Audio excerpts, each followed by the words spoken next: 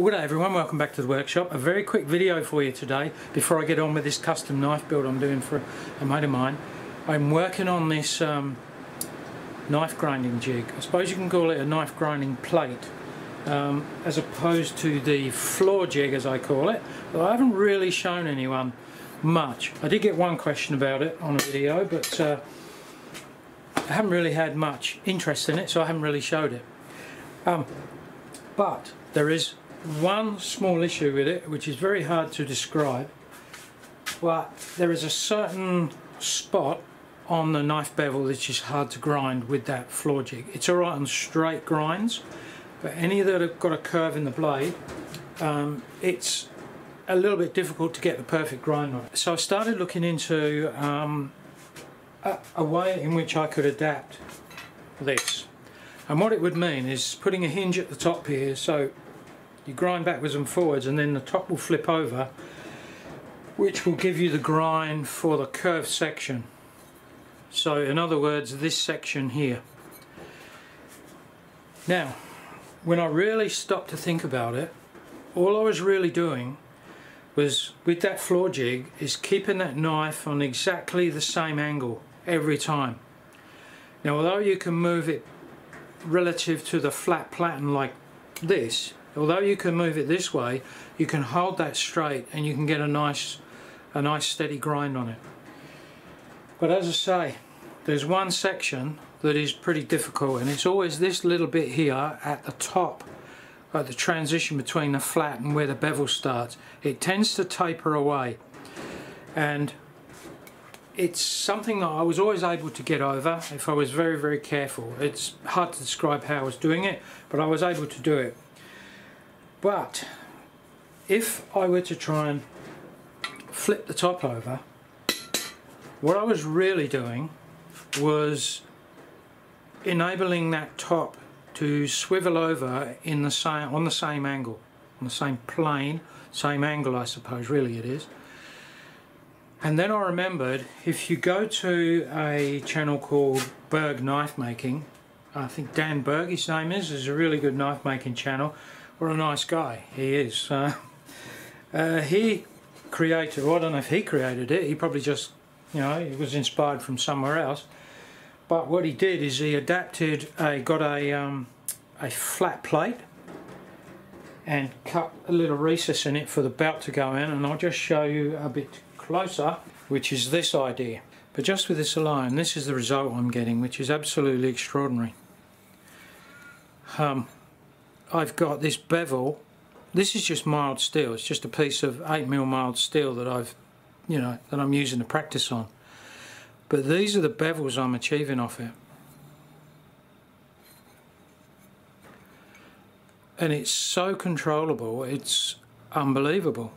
Here's the other side of that. It's absolutely flawless. And it seems so easy to get the bevel ground on it. There's a couple of examples. This is a lot deeper, and I've been practicing on the plunge lines. The plunge lines are probably the only thing which is harder to do, because putting this on here and grinding it across here like this, and I'll give you a demonstration in a minute, but doing that means I can't put this on the blade and grind to it. Generally I use this, most knife makers use one of these to do the plunge lines. It's going to take me a little bit of practice to get that right. This one here is how I like them, this slightly rounded one. Okay, and the other side is almost replicating it. But I absolutely can't believe how easy it is to grind a bevel with this flat plate.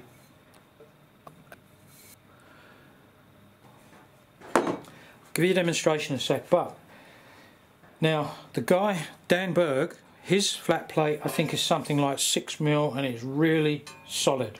So I think the flex in here works in my favour, because if I want to manipulate this just a tiny bit, I can push on it without needing to push up harder up against the grinding belt. Well, let's just give you a little demonstration here. I've just quickly ground this. So let's just quickly mark this.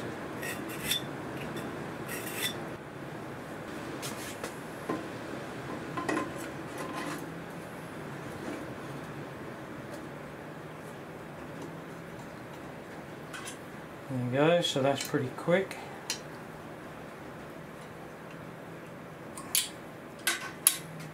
That's in there nice and solid.